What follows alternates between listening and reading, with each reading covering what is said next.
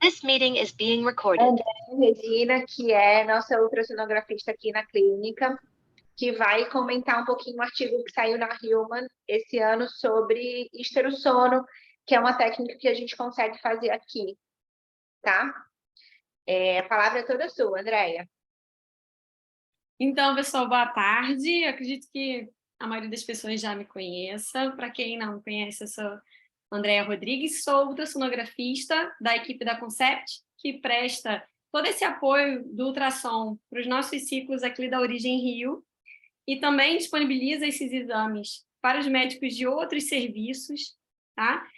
Hoje eu vou falar para vocês sobre um exame que eu já faço há bastante tempo, e que é um exame novo, né? Que tende a substituir, ou pelo menos ser mais uma arma no arsenal de vocês, para estar avaliando melhor as pacientes e estar propondo um tratamento que seja o mais individualizado possível, o melhor possível para aquela paciente, tá? Deixa eu agora, como eu consigo entender.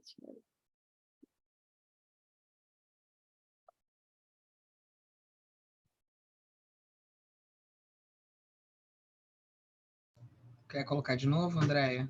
Tira e coloca de novo, qualquer coisa. Isso. Então, eu vou falar para vocês sobre esterossono-salpingografia. É um exame com esse nome enorme, né, que é até um pouco difícil, às vezes, de vocês acertarem na hora lá do receituário. Ele consiste numa avaliação da cavidade uterina e também da permeabilidade tubária com ultrassonografia, tá? Então, ele é um exame que reúne algumas vantagens com relação à avaliação tradicional, né? Que seria a não exposição à radiação ionizante, a não utilização de contraste iodado, tá? A gente tem vários artigos na literatura que dizem que, comparativamente ao exame que se pede, né, na rotina, que é a esterossalpingografia, ele é um exame menos doloroso, tá? E isso, o artigo que eu vou apresentar para vocês, ele também avalia. E a esterossalpingografia, originalmente, ela começou a ser feita com um contraste ultrassonográfico, que era uma coisa industrializada, cara, e, posteriormente, ele passou a ser feito com uma espuma de microbolhas.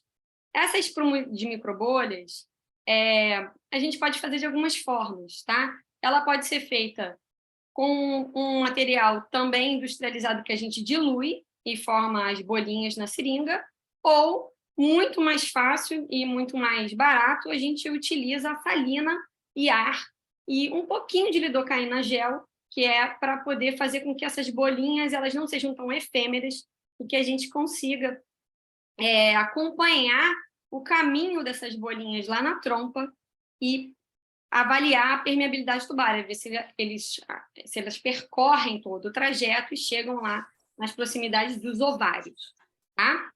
Então, em inglês, eles chamam esse exame de high fuzzy, por causa de foam, né? Que é espuma em inglês. É um exame simples, a gente já faz há muito tempo, eu já faço muito tempo dentro da Clínica Origem, então acredito que curva de aprendizado não seja um problema nesse momento. É um exame rápido, dura no máximo ali uns 30 minutos. A gente usa um material simples, que é uma sonda Foley pediátrica, tá? É uma sonda 8, e a gente coloca essa sonda com a ajuda de um espéculo lá no colo do útero da paciente, entre o orifício interno e o orifício externo, enche esse balãozinho que existe na ponta da sonda Foley para ela se manter fixa ali, e a gente conseguir instilar as soluções lá dentro da cavidade uterina e poder acompanhar com ultrassom, tá? Esse momento que a gente enche o balãozinho é um momento que pode dar um certo desconforto, tá? E aí, logo depois que a gente verifica que a sonda está no lugar certinho, a gente coloca solução salina, soro fisiológico, e abre a cavidade uterina, né? E a partir desse momento a gente consegue fazer um bloco 3D, renderizar essa cavidade e varrer essa cavidade para a gente saber se tem alguma coisa, um pólipo, um mioma, alguma coisa que faça uma protrusão que distorça a arquitetura da cavidade uterina, tá? Num segundo momento, a gente faz, então, a espuma com salina, e a espuma, a gente coloca lá uma quantidade de soro, um pouquinho de ar, e agita de uma seringa para outra, com a ajuda dessa torneirinha de 3 vias, formando a espuminha e coloca também na sonda de Foley. E aí a gente usa o ultrassom 2D tradicional para acompanhar esse trajeto. A gente nem tem necessidade do ultrassom 3D para estar vendo, né, para estar confirmando que essa solução caminha pela trompa e chega lá no seu destino, tá?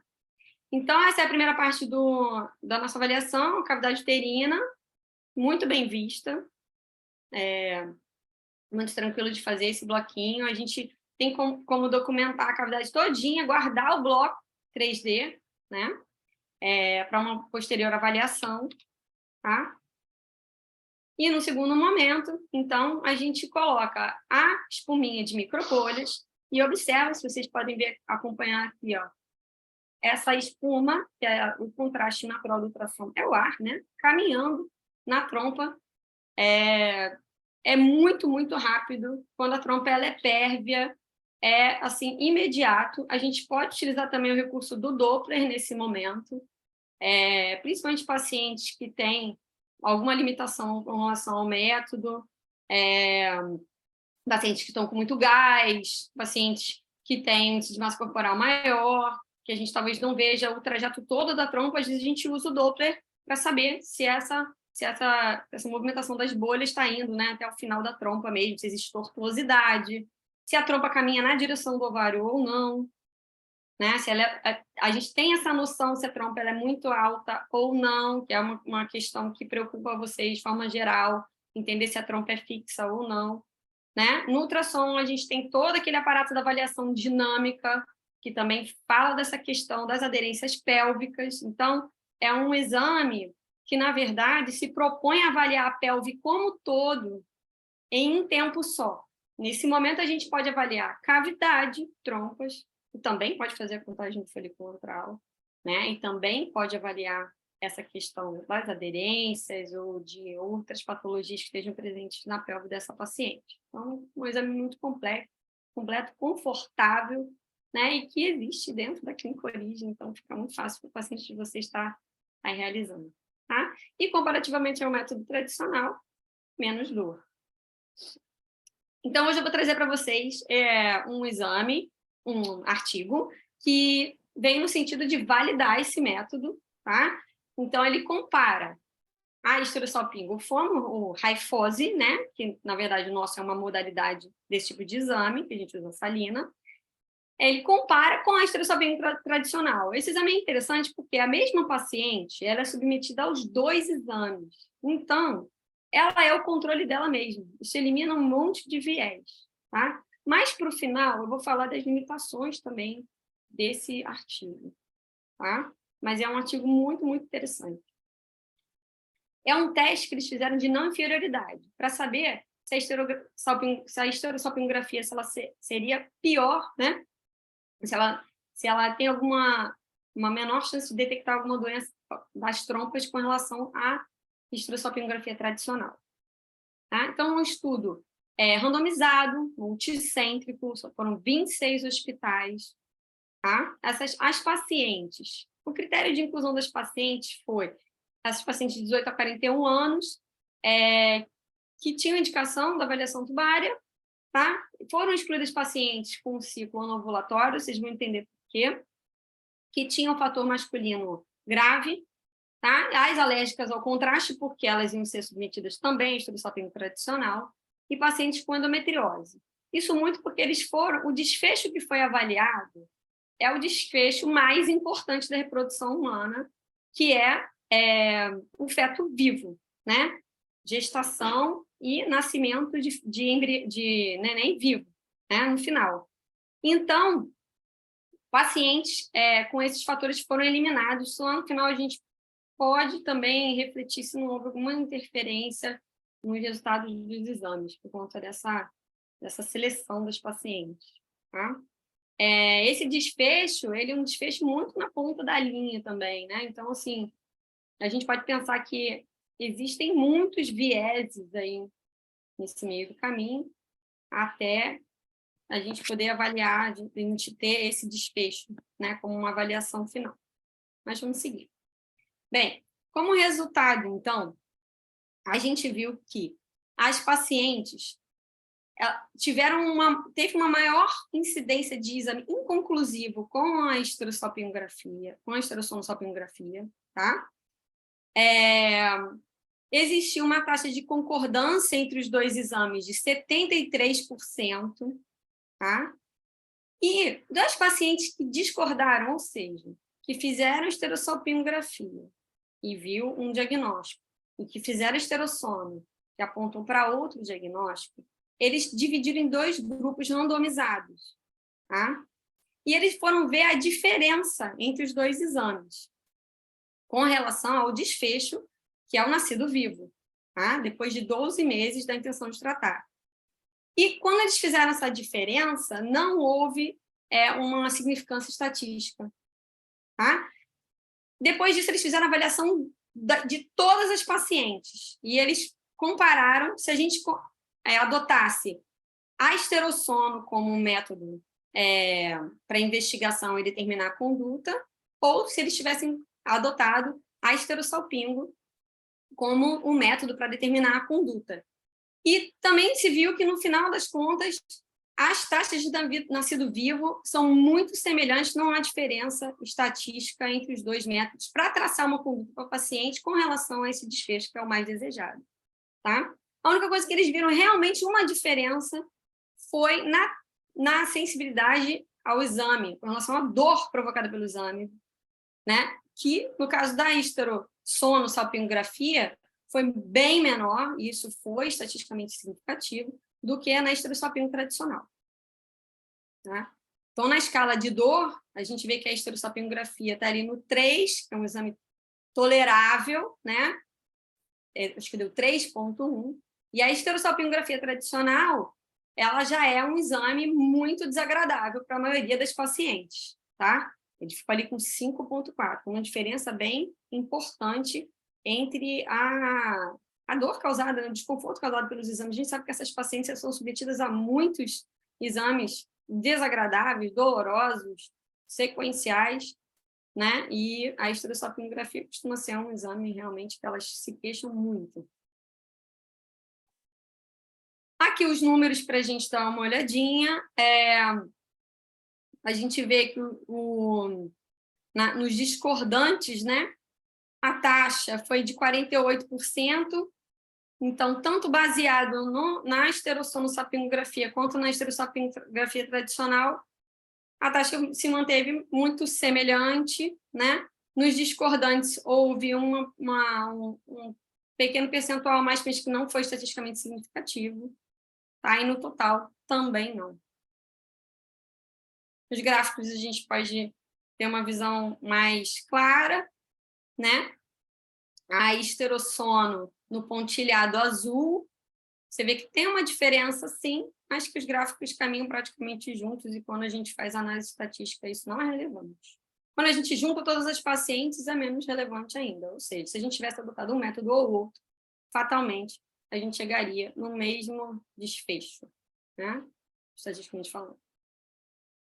Limitações. Então, esse artigo ele foi feito com o exam foam, que é uma espuma industrializada, não é o que a gente usa, tá? Essa espuma industrializada, ela se mantém durante 5 minutos, tá? Ela mantém as bolinhas durante 5 minutos.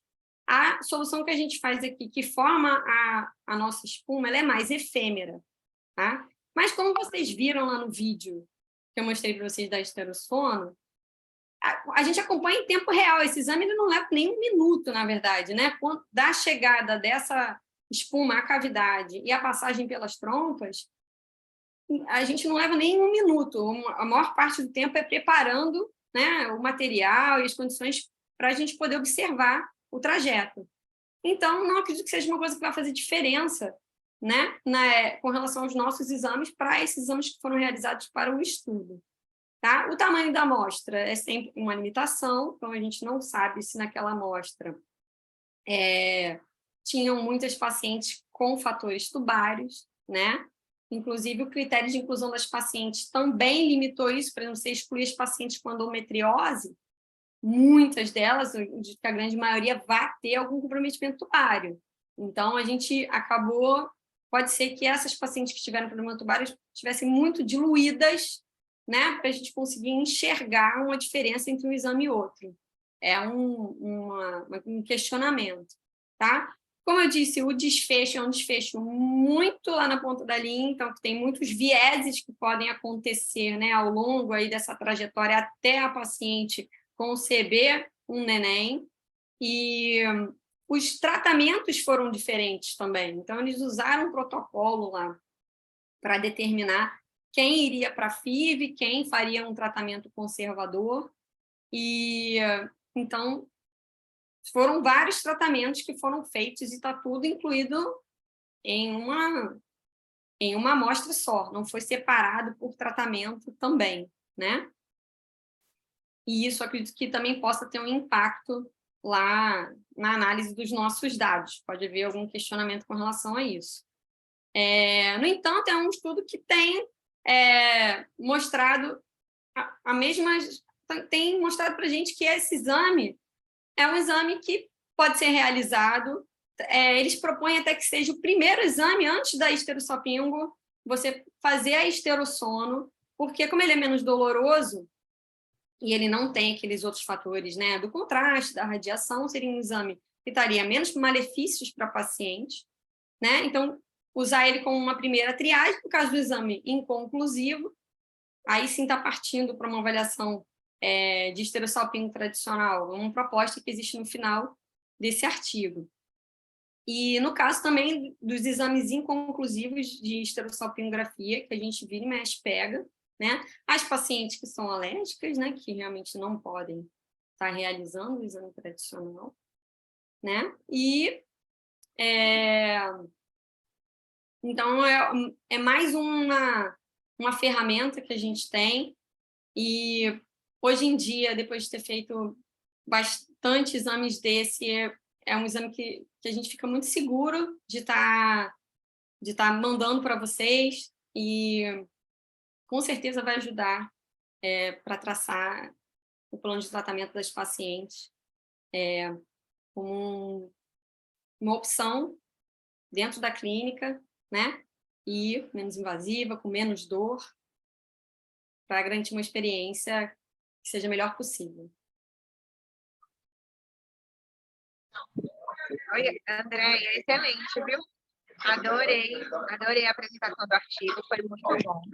E é para a gente desmistificar um pouquinho, né? Acho que eu mesmo acho que tenho a opção de fazer esterossono mais na clínica, e a gente fica apegada à esterossalpingografia.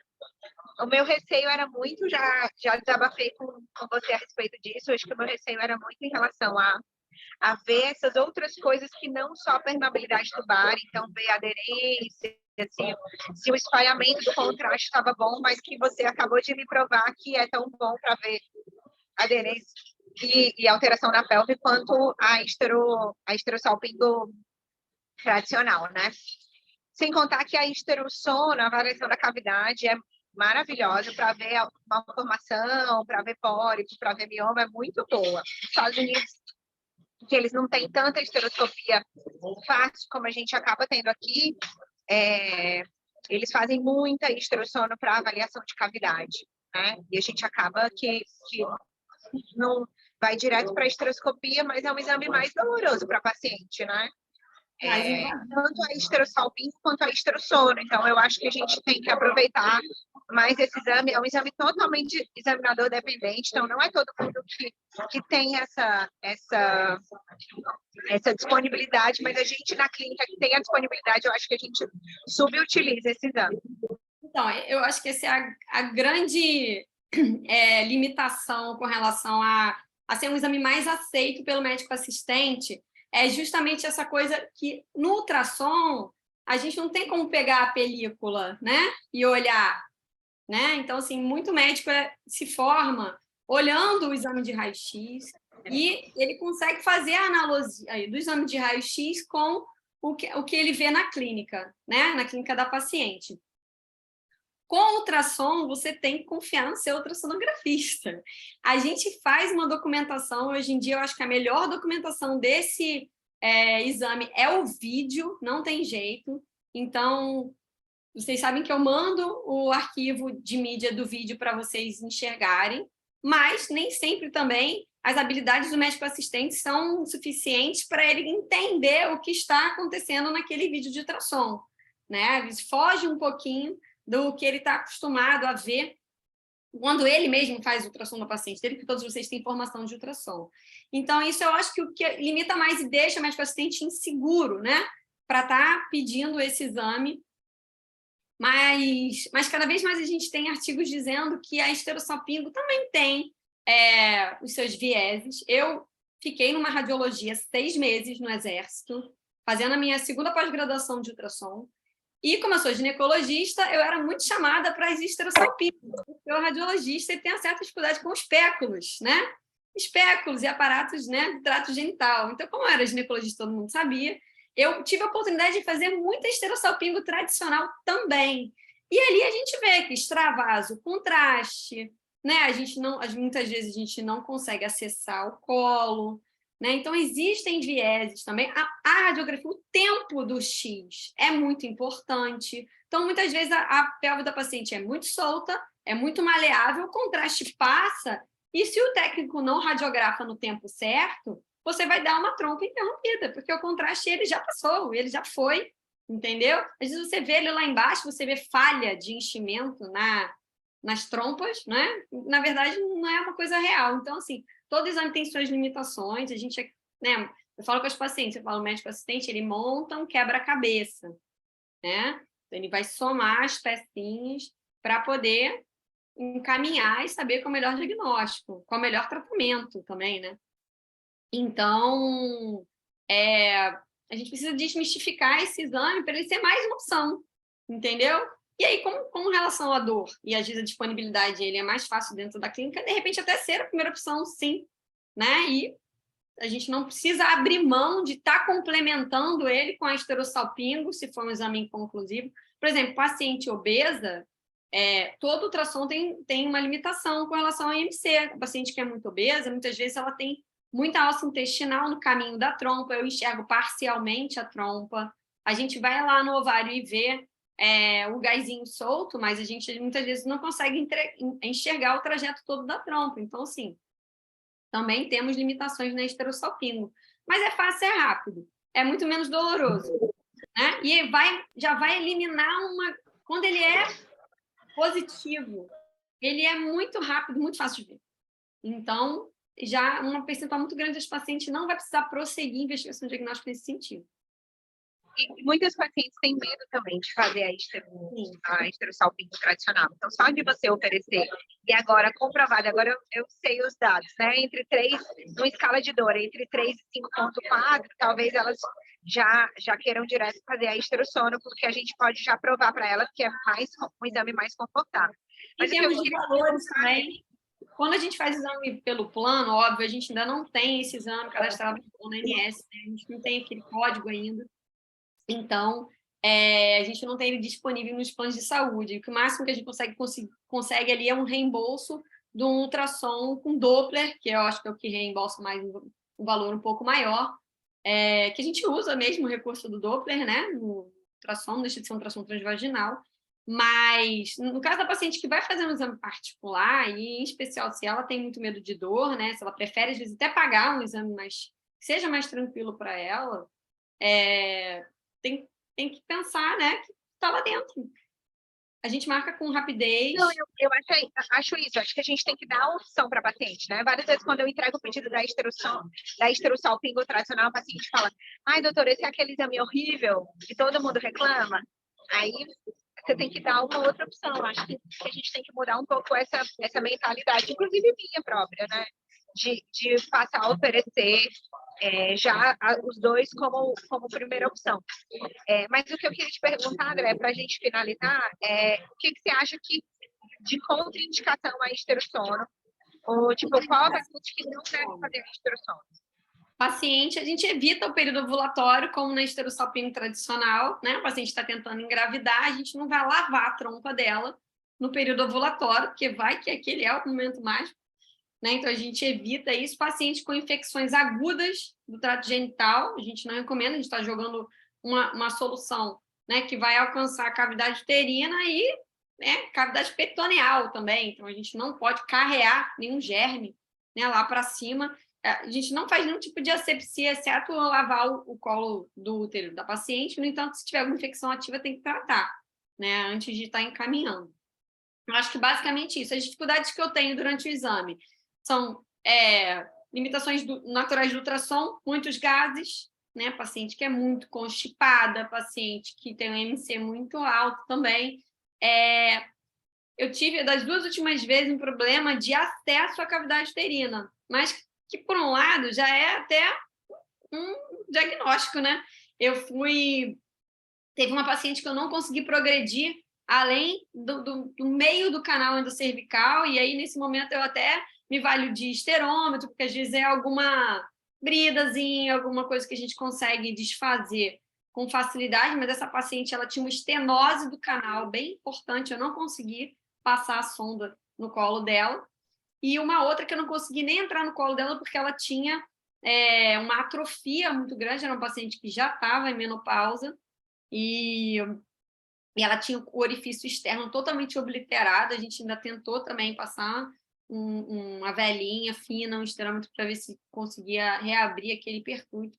E essas 2 pacientes eu tive que encaminhar para a esteroscopia, né, para poder estar avaliando o trajeto. Então, quando o trajeto, né, a sonda não consegue passar no trajeto, a gente também não consegue fazer o exame. São limitações que a gente tem. Gente, alguém tem alguma pergunta? Alguém quer fazer alguma pergunta para a Andréia? Quer compartilhar alguma experiência? Olha, eu queria deixar aqui uma porta aberta para quem quiser tirar uma dúvida, né, pessoalmente comigo, mandar um WhatsApp, fazer uma ligação, passar caso específico de alguma paciente. Pode mandar, pode dar meu número para a paciente, inclusive. A gente sabe o nível de ansiedade dessas pacientes. Muitas vezes elas estão tão ali nervosas com o processo que elas precisam de uma mãozinha, né? A gente pega pela mão, marca o exame, explica, tá? Normalmente eu dou feedback para todo mundo, seja um áudio, seja o próprio vídeo. Posso mandar também a mídia digital toda por e-mail para vocês estarem verificando, tá? Então, assim, a gente está aqui para ajudar vocês, de fato, pode usar, né?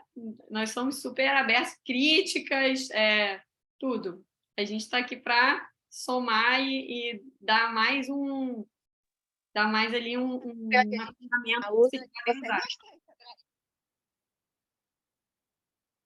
Gente, acho que é isso. Se ninguém tem mais dúvida nem pergunta, acho que a gente pode encerrar. Andréia, foi excelente. Obrigada, pessoal. Obrigada pela oportunidade, adorei. Fiquei muito nervosa porque essas coisas online. Foi ótimo, parabéns, Doc. A gente vai falando, a gente vai se atropelando. Se eu falei alguma coisa rápida ou alguém não entendeu, me manda uma mensagem, não tem problema. Eu pretendo falar aqui mais para vocês. A gente está fazendo também rastreio de endometriose profunda com ultrassom, um exame também que é apaixonante, eu sou suspeita para falar. E a gente está fazendo bem. Não tem muitas referências desse exame no Rio de Janeiro, de forma geral. Em São Paulo a gente tem o pessoal que já faz de rotina, aqui no Rio a gente não tem. Eu tenho o sonho aí de participar de uma equipe multi, né, de endometriose em especial. Se alguém me fizer esse convite, eu vou ficar imensamente feliz. A gente faz uma parceria, porque é uma doença muito prevalente e que traz, assim, várias limitações com relação à fertilidade das pacientes, e cada vez mais a gente precisa estar fazendo esse diagnóstico mais cedo, né? A esterossalpingo faz parte, a esterossonosalpingografia também faz parte dessa avaliação, né? E muitas vezes no exame desses é que a gente mata o diagnóstico, faz o diagnóstico ali, né? Então, eu acho super relevante e sou apaixonada. Um dia a gente monta essa equipe aí na Clínica Origem Rio. A gente percebe que é apaixonado. Acho que é isso, gente. Vamos encerrar então o clube. Boa tarde a todos. Semana que vem. Boa tarde, beijo. Obrigada, doutora Andréia. Tchau, tchau, Bia. Tchau, tchau, boa tarde.